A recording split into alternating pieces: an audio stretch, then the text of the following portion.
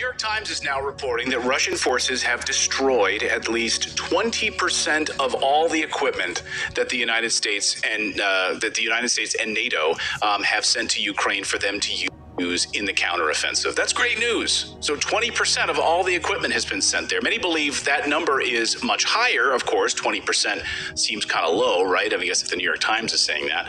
Western leaders have also confirmed this. NATO spent $1.2 trillion over the past year, $1.2 trillion, and is now out of ammunition.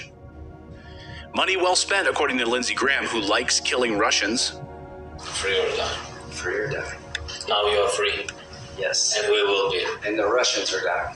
It's the best money we've ever spent. Thank you so much. No, it's... Russians are dying, he goes on to say, and he says it's money well spent. It's the best money we've ever spent, he says. Well, it also had the consequences of destroying an entire generation of young Ukrainian men. Of course, NATO helped get them all killed. The West doesn't care at all about Ukraine or the Ukrainian people. It's using them, as foreign policy expert James Jatras points out. Listen. Our policy, however, is to weaken and destroy Russia. Now, for that purpose, yes, we are interested in Ukraine. Ukraine is a club we can beat the Russians with. It has nothing to do with Ukraine, nothing to do with Ukrainians who are simply expendable people as far as these governments are concerned. Yeah, expendable. So just as the West admits that Ukraine's vaunted offensive was a complete failure, the United States and NATO are looking for new ways to push us into nuclear world war, and they'll use every last Ukrainian to get their wish. That is, of course, the goal. They do not care at all about Ukraine. Remember that. And NATO doesn't care about Ukraine at all either. They're only using Ukraine to provoke Russia.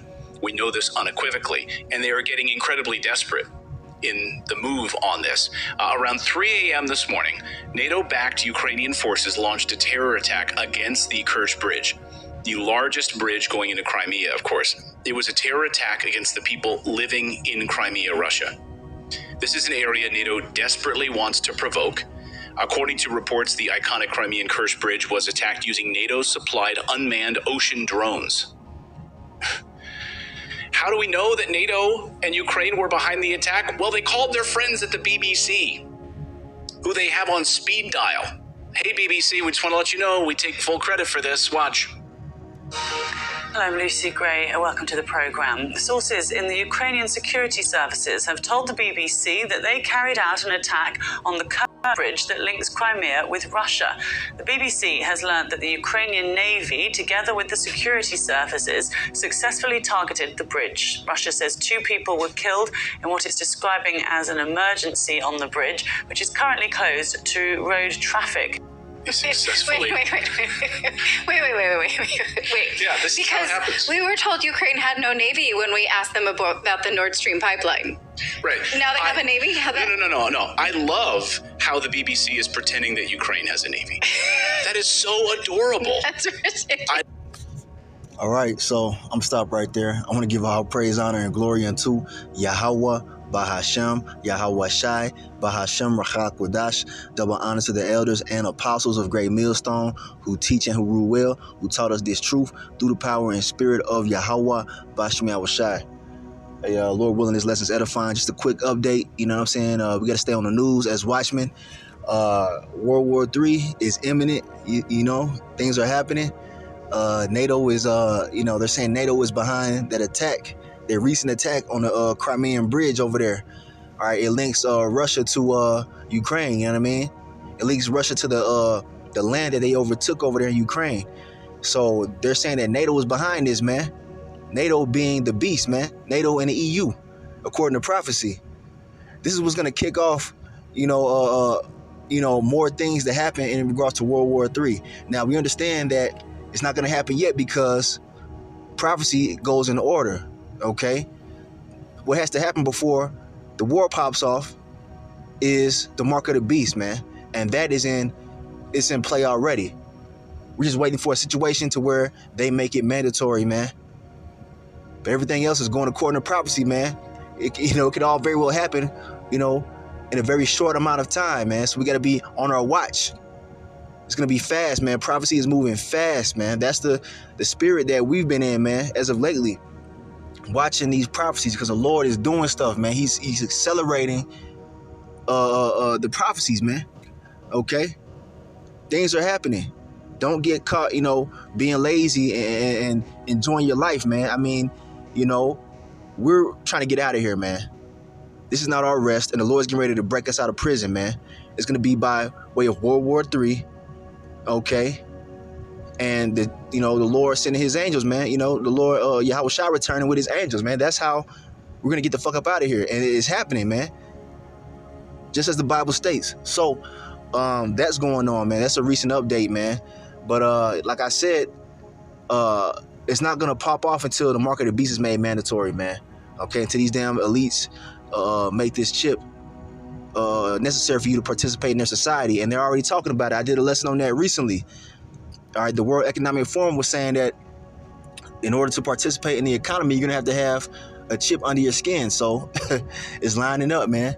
We had the true book of prophecy. Okay, so I'm going to get a few precepts really quick. All right, here we have the book of Revelation, chapter 11 and verse 14. It says, the second woe is past, and behold, the third woe cometh quickly. This is talking about World War. World War II, the second woe has already passed. And guess what? The third world war is coming quickly, man. Very quickly, man. So be looking for the mark of the beast, man. They getting ready to do this thing. All right? Be looking for the mark of the beast to be made mandatory, which is the RFID micro CHIP, man. Because that has to happen before this war pops off fully. All right? So we're watching the prophecies. We're looking, upon our towers, man. And warning you, hopeful elect out there, man. We are in the very end.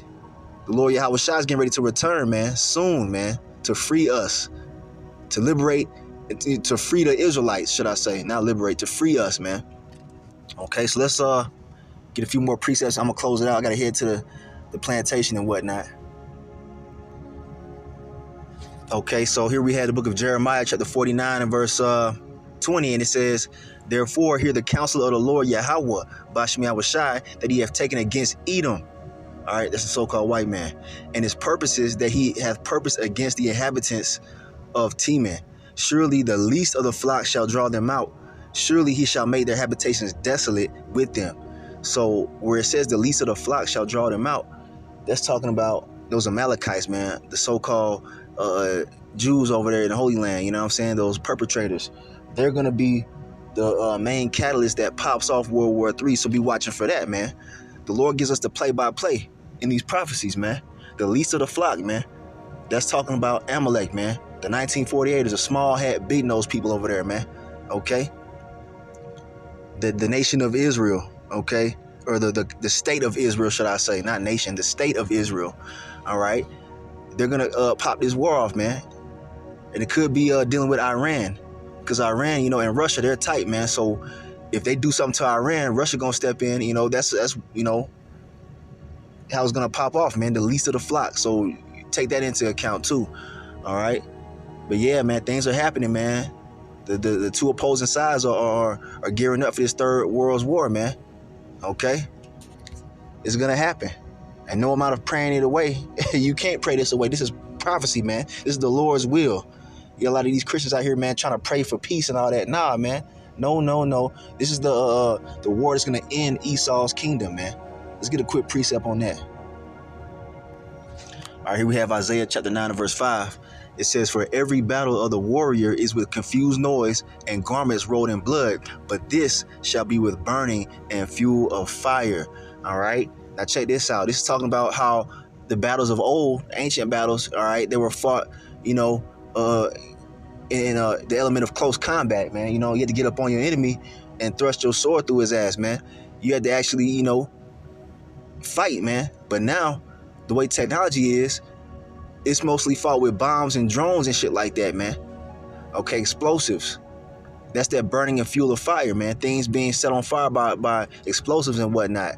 And the main explosives that are going to take place in this last war is going to be nuclear explosives, man. All right? This war is going to go nuclear, man.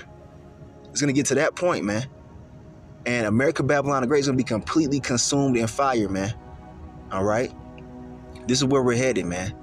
This is what's going on. This is what's playing out right now in real life. All right? So, yeah, man. Pay attention to the prophecies. All right, and just be on alert, man. You know, the Lord is on his way, man. Things are getting ready to happen, man. Jacob's trouble, man, we inching up on Jacob's trouble, man. The worst time this earth has ever seen. It's going to be a test and trial of our faith, man. Through it all, we're going to put our faith in Yahweh, Bahashem, Yahweh Shai. There's going to be a lot of dead people out here, a lot of dead bodies, a lot of dead men, women, and children. Prepare your mind to see all this stuff, man, because the Lord going to bring that judgment, man, upon America, Babylon the Great. All right, so, yeah, man. Stay prayed up and we pray to the Lord for strength. It says wisdom and knowledge should be the stability of thy times in Isaiah 33:6, man. So stay plugged into this knowledge so you can know what's going on. I'm going to end this video right here. Lord willing, I'll follow up later. But I want to give all praise, honor, and glory unto Yahweh, Bahashem, Yahweh Shai, Bahashem, Rachak Wadash. Double honors to the elders and apostles of Great Millstone who teach and who rule well, who taught us this truth through the power and spirit of Yahweh, Bahashem, Yahweh Shai. Hey, Kwame Yashabrala and Abide Babal. This thing is happening, baby. Shalom.